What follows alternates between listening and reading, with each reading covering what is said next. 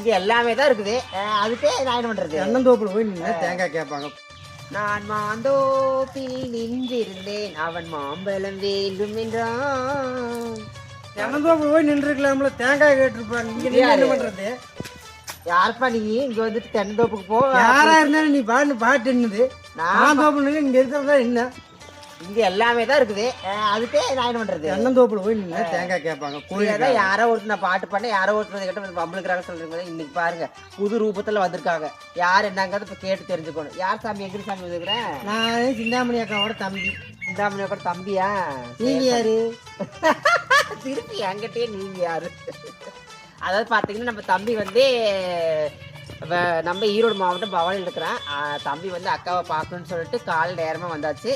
வந்து நாங்கள் ரொம்ப நேரமாக கதையை என் கதையை தம்பிக்கிட்ட சொல்ல, தம்பி கதையை என்கிட்ட சொல்ல, மாறி மாறி கதையெல்லாம் பேசி முடிச்சுட்டு இப்போ கடைசியாக வந்து முருகர் கோயிலில் சாமி கும்பிட்டு இப்போ வந்து பார்த்தீங்கன்னா தம்பி வந்திருக்கான்னு சொல்லி போட்டு உங்ககிட்ட வீடியோவில் காட்டணும் இல்லையா, அதுக்காக வந்து ஒரு வீடியோ எடுத்திருக்கோம்.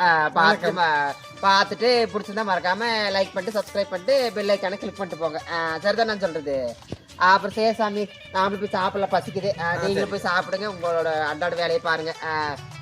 எல்லாத்துக்கும் இந்த நாள் இனிமே நாளைக்கு சொல்லி போட்டு உங்கள் ஈரோடு சிந்தாமணி அன்பார்ந்த வாழ்த்துக்களை போட்டுக்கிட்டு போயிட்டு வரணுங்க. சிந்தாமணி ஏண்டி பந்தாமணி.